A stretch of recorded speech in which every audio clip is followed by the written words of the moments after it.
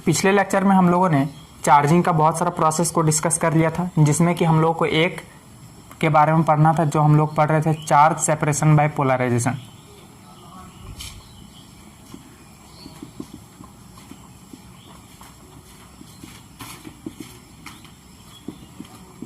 है ना, charge separation by polarisation, ये कौन सा टॉपिक है। तो इसको हम लोग अगर पूरे अच्छे तरीके से समझना चाहें तो इसको समझने के लिए हम लोगों को सबसे पहले एक चीज़ समझना पड़ेगा। तो सबसे पहले हम लोग उसको देखते हैं कि आखिर होता क्या है डायपोल मोमेंट। थोड़ा सा इसके ये एक अलग टॉपिक भी है, हम लोगों को डायपोल मोमेंट के बारे में पढ़ना है, लेकिन अभी फ़िलहाल जो है हम लोग चार्ज सेपरेशन बाय पोलराइजेशन के लिए पढ़ रहे हैं, तो हम लोग हल्का सा इसके बारे में हिंट लेंगे। तो डायपोल मोमेंट जो होता है वो होता क्या है, इसका जो एक्चुअल में जो डेनोशन होता है वो पी से दिखाते हैं ना।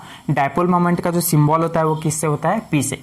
तो डायपोल मोमेंट एक्चुअल में होता क्या है, तो डायपोल मोमेंट जो होता है वो होता है आइदर चार्ज इनटू डिस्टेंस, है ना। ये आइदर चार्ज इनटू डिस्टेंस लिख तो दिए फार्मूला, लेकिन किसी को हजम नहीं हुआ होगा आखिर ये कहना क्या चाहता है। बस इसका ये कहना है कि दो चार्जेस होता है ऑपोजिट में, है ना, दोनों का जो मैग्नीट्यूड होगा चार्जेस का वो सेम होगा। जैसे सपोज दैट एक प्लस क्यू है तो दूसरा माइनस क्यू होगा, है ना। दोनों का मैग्नीट्यूड में डिफर नहीं होना चाहिए, ऐसा नहीं कि एक प्लस 2q है तो एक माइनस क्यू है, तो इसका डायपोल मोमेंट हो ही नहीं सकता। डायपोल देखिए, डायपोल क्या होगा, डायपोल मतलब दो पोल होगा, है ना, एक पॉजिटिव और एक नेगेटिव, लेकिन जो मैग्नीट्यूड होगा वो चार्जेस का जो मैग्नीट्यूड दोनों का क्या होना चाहिए, सेम होना चाहिए, है ना। जैसे सपोज दैट एक प्लस 10 कूलम है तो एक माइनस 10 कूलम होना चाहिए।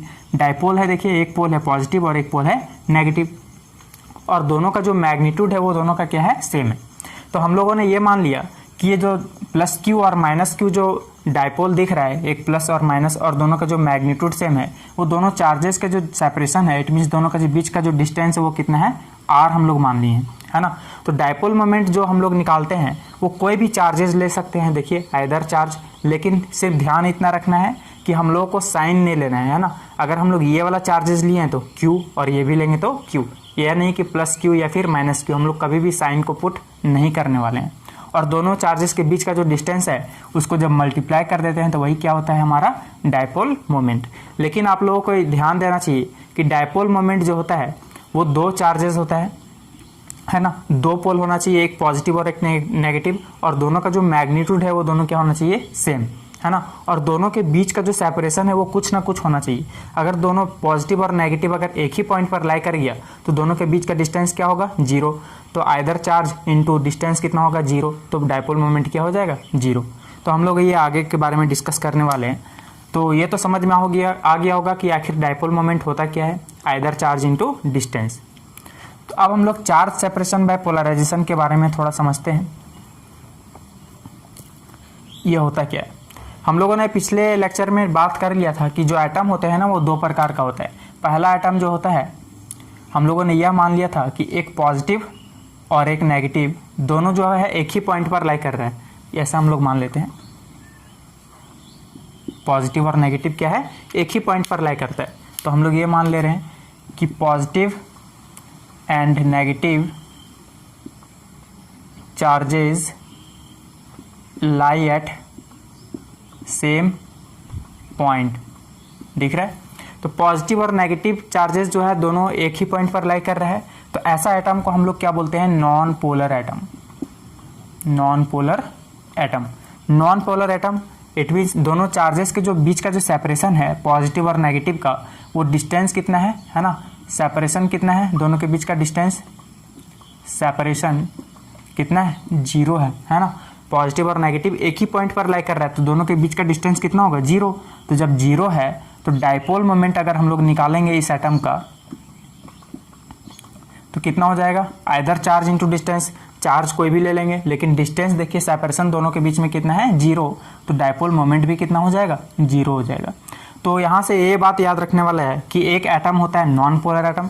नॉन पोलर एटम अगर बोल दिया जाए तो हम लोगों के दिमाग में इतने घंटी बज जाना चाहिए कि दोनों जो पॉजिटिव और नेगेटिव चार्ज है उस एटम का वो एक ही पॉइंट पर लाई कर रहा है, जिसके कारण उसका सेपरेशन जीरो है, जिसके कारण उस एटम का जो डायपोल मोमेंट होगा वो कितना होगा, जीरो होगा, है ना। अब दूसरे एटम के बारे में बात करते हैं। ये रहा दूसरा एटम। हम लोग इसमें ये मान लेते हैं कि पॉजिटिव और नेगेटिव में ना कुछ सेपरेशन है। तो positive and negative charges are at a distance. हम लोग मान लिए कि ये कुछ सेपरेशन में है, आर एट अ सेपरेशन, हम लोग कुछ भी मान लेते हैं ना कि दोनों के बीच में कुछ सेपरेशन है। तो सेपरेशन है तो ऐसा एटम को हम लोग क्या बोलते हैं, पोलर एटम। ठीक है, पोलर एटम। अब देखिए दोनों के बीच का जो सेपरेशन है वो जीरो है क्या, नहीं, सेपरेशन कुछ ना कुछ है तो जीरो से बड़ा है। तो ऐसा एटम का जो होगा डायपोल मोमेंट वो क्या हो जाएगा, जीरो नहीं होगा, जीरो से बड़ा होगा। यहां से समझ में आ रहा है। तो हम लोग को दिमाग में इतना याद रखना है कि एटम जो होते हैं वो दो तरह के होते हैं। एक होता है non polar atom. Non polar atom का दिमाग में सुनते ही इतना घंटी बज जाना चाहिए कि पॉजिटिव और नेगेटिव सेम पॉइंट पर लाई कर रहे हैं, जिसके कारण उसका सेपरेशन जीरो है, जिसके कारण उसका डायपोल मोमेंट भी जीरो हो जाएगा। और दूसरा एटम जो होता है वो होता है पोलर एटम। इसमें क्या होता है, पॉजिटिव और नेगेटिव चार्जेस जो है कुछ सेपरेशन में होते हैं, कुछ डिस्टेंस में होते हैं। तो ऐसा एटम को हम लोग क्या बोलते हैं, पोलर एटम, है ना, जिसका सेपरेशन कुछ ना कुछ होता है, जिसके कारण उसका डायपोल मोमेंट जीरो नहीं होगा, कुछ ना कुछ होगा। तो दो तरह का एटम समझ में आ गया। तो हम लोग कुल मिलाकर के चार्ज सेपरेशन बाय पोलराइजेशन में हम लोग पढ़ने वाले हैं कि किसी भी नॉन पोलर एटम को पोलर एटम में कैसे कन्वर्ट करेंगे। तो दिमाग में ये ध्यान रख लीजिए कि नॉन पोलर को पोलर में कन्वर्ट करने के लिए हम लोगों को क्या करना पड़ेगा। तो देखिए ये दोनों का जो सेपरेशन जीरो है अभी, वो लोग दोनों में क्या कर देना है, हम लोगों को सेपरेशन ले आना है। तो जब सेपरेशन ले आएंगे तो उसका डायपोल मोमेंट कुछ ना कुछ होगा, तो वो कौन सा एटम बन जाएगा, पोलर एटम। तो हम लोग कुल मिलाकर के नॉन पोलर एटम में क्या करेंगे, पॉजिटिव और नेगेटिव में किसी फोर्स को अप्लाई करके वो दोनों में अच्छा खासा कुछ डिस्टेंस ले आएंगे। डिस्टेंस लाने के लिए फिर हम लोग क्या करेंगे, इलेक्ट्रिक फील्ड का यूज करेंगे, है ना। इलेक्ट्रिक फील्ड क्या होता है, इलेक्ट्रिक फील्ड एक हाई पावर पॉजिटिव चार्ज होता है एक तरफ और एक तरफ नेगेटिव चार्ज होता है। अब दोनों को ये एटम अगर दोनों के प्लेट के बीच में अगर रख देंगे तो पॉजिटिव चार्जेस की तरफ नेगेटिव खींच लेगा और नेगेटिव चार्जेस की तरफ सारे पॉजिटिव को खींच लेगा। अभी हम लोग देखते हैं, है ना। तो नॉन पोलर एटम को पोलर एटम में कन्वर्ट करते हैं, कैसे करेंगे,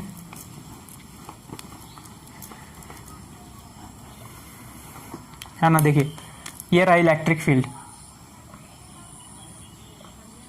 इसको हम लोग बोलते हैं इलेक्ट्रिक फील्ड। इलेक्ट्रिक फील्ड क्या है, एक तरफ हाईली पॉजिटिव चार्ज होता है और एक तरफ हाईली नेगेटिव चार्ज होता है। अब हम लोग इसमें क्या करेंगे, जो नॉन पोलर एटम था, इट मीन्स पॉजिटिव और नेगेटिव एक ही पॉइंट पर लाई कर रहा था, जैसे ही इसमें डालेंगे इलेक्ट्रिक फील्ड के अंदर तो क्या होगा अगला स्टेप में, ये जो एटम है ये इधर तो पॉजिटिव चार्ज है सारा इस प्लेट पर और इधर क्या है, नेगेटिव चार्जेस।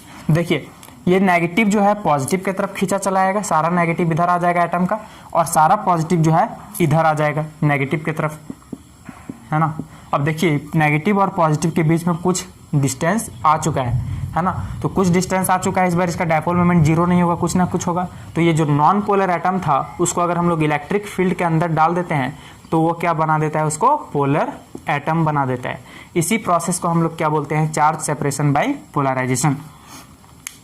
किसी भी नॉन पोलर एटम को अगर हम लोग इलेक्ट्रिक फील्ड में रखते हैं तो वो दोनों चार्जेस के बीच में डिस्टेंस ले आता है, जिसके कारण वो नॉन पोलर एटम किस में कन्वर्ट हो जाता है, पोलर एटम में। तो यही प्रोसेस है चार्ज सेपरेशन बाय पोलराइजेशन का, है ना। तो इसको ध्यान में रखेंगे, ये एग्जाम में नहीं आता है। अब हम लोग क्या करेंगे, आप लोग खुद से किसी भी, ये तो हम लोग एक एटम में निकाला है ना, हो सकता है आप लोगों को एक एलिमेंट दे दिया जाए कि एक एलिमेंट है, उस एलिमेंट के अंदर बहुत सारा एटम है, positive negative positive negative positive negative, है ना, पॉजिटिव नेगेटिव और भी है पॉजिटिव नेगेटिव, बहुत सारा एटम है इसके अंदर।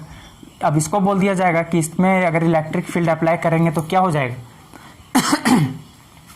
तो जैसे ही इलेक्ट्रिक फील्ड एक तरफ पॉजिटिव और एक तरफ नेगेटिव वाला अप्लाई कर देंगे तो होगा क्या कि सारा नेगेटिव एक तरफ आ जाएगा, इट मीन्स नेगेटिव इधर पॉजिटिव इधर, इसका नेगेटिव इधर पॉजिटिव इधर। अगर हम लोग यहाँ पर डायग्राम बनाए छोटा सा तो देखिए ऐसा होने वाला है, देखिए negative positive negative positive negative positive, और देखिए नेगेटिव पॉजिटिव इधर इधर वाला कैंसिल हो जाएगा, सिर्फ किस में बचेगा, साइड में बचेगा।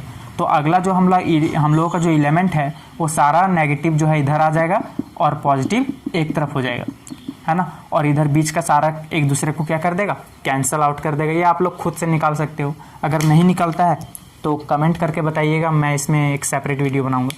खैर, अब हम लोग का जो मेन चैप्टर है इलेक्ट्रोस्टैटिक्स का, कूलम्स लॉ हम लोगों ने पढ़ा था, उसका न्यूमेरिकल्स बनना बहुत ज़रूरी है।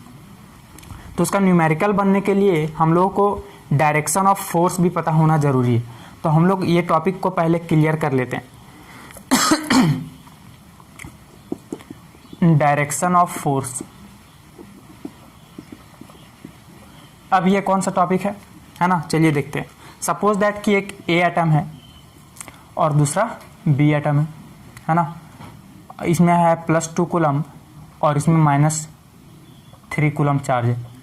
हम लोगों ने पढ़ा था कूलम्स लॉ में कि एक दूसरे को अपोजिट फोर्स अप्लाई करता है, लेकिन हम लोग डायरेक्शन इसमें कैसे लिखेंगे, है ना। देखिए, इसमें 2 सवाल पूछा जा सकता है। पहला, force on A due to B, और दूसरा पूछ सकता है force on B due to A, है ना। पहला सवाल क्या पूछा गया है कि force on A due to B, force on A due to B, B के कारण ए पर फोर्स लगेगा, तो बताइए उसका डायरेक्शन क्या होगा। तो देखिए, इसका बहुत ही अगर सिंपल वे बताऊं तो इसमें ध्यान ये रखना है कि जिस बॉडी पर फोर्स लगता है, ठीक है, जिस बॉडी पर फोर्स लगता है, किस बॉडी पर फोर्स लगाया जा रहा है, फोर्स ऑन ए पर फोर्स लग रहा है ना, ड्यू टू बी, किसके कारण लग रहा है, बी के कारण लग रहा है। तो ध्यान में बस इतना रखना है कि जिसके कारण लगता है ना, उस बॉडी को हम लोग क्या मान लेते हैं, रेस्ट मान लेते हैं। बस दिमाग में इतना डाल लीजिए कि जिस बॉडी पर फोर्स लगता है और जिसके कारण लगता है, उसी कारण को हम लोग क्या मान लेंगे कि वह बॉडी कैसा है, रेस्ट में है। तो देखिए, पहला सवाल क्या था, force on A due to B, due to B, B के कारण, तो बी के कारण फोर्स लग रहा था ना ए पर, तो हम लोग क्या करेंगे, बी बॉडी को रेस्ट में मान लेंगे। इट मीन्स वो रुका हुआ है ना। तो जब रुका हुआ है तो देखिए, ये पॉजिटिव चार्ज है और इसमें नेगेटिव है, तो पक्का ही दोनों में क्या होगा, प्यार होगा, है ना, अट्रैक्शन वाला फोर्स अप्लाई होगा। ये पॉजिटिव को नेगेटिव अपने तरफ खींचेगा, खींचेगा कि नहीं खींचेगा, अपने तरफ अट्रैक्ट करेगा। तो देखिए, जो फोर्स का जो डायरेक्शन है किधर है, इस और है ना, इस और, तो इस और है तो किधर जा रहा है, ए टू बी, है ना, ए टू बी जा रहा है ना। तो इसका जो डायरेक्शन होगा क्या हो जाएगा, अलोंग ए बी, ठीक है। अब अगला देखिए, force on B due to A, इस बार फोर्स किस में लग रहा है, बी पर लग रहा है, किसके कारण लग रहा है, ड्यू टू ए। इस बार ए के कारण लग रहा है, तो हम लोग किस बॉडी को रेस्ट मानेंगे, ए वाले बॉडी को रेस्ट में मान लेंगे। तो रेस्ट तो मान लिया हम लोगों ने। अब देखिए, बी अगर ये रुका हुआ है तो ये +2 कूलम है और ये -3 कूलम है, इट मीन्स दोनों अपोजिट चार्जेस है, तो ये नेगेटिव पॉजिटिव क्या करेगा, नेगेटिव को अपनी तरफ खींचेगा। देख रहा है, खींच रहा है ना। तो अब बताइए डायरेक्शन कैसा है फोर्स का, बी टू ए, बी से कहाँ जा रहा है, ए की तरफ जा रहा है, तो अलोंग कितना हो जाएगा, बी ए। समझ में आया। एक और क्वेश्चन देखते हैं इसका।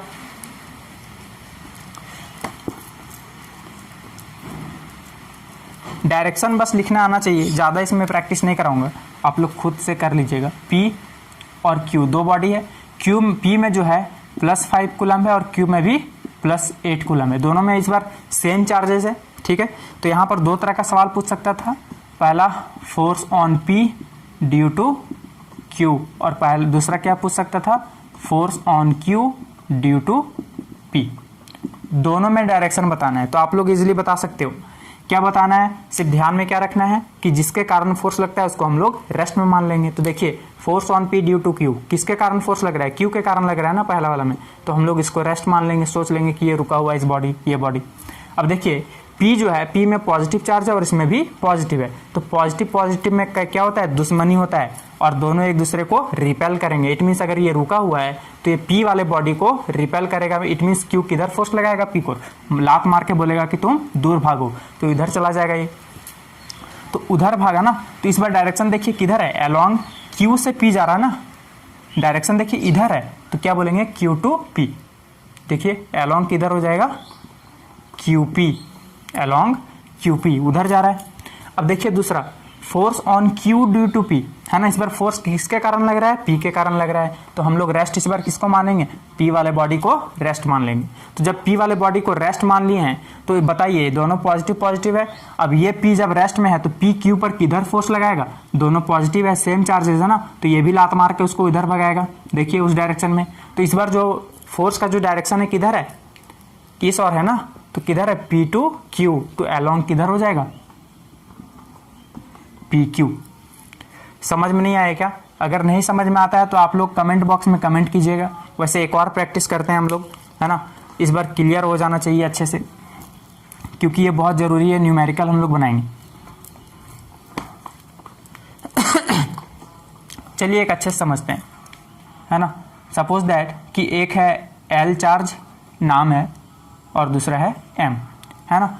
L पर है -2 कूलम चार्ज और इसमें है -6 कूलम चार्ज, ठीक है, दिख रहा है। अब इसमें दो तरह का सवाल पूछा जा सकता है।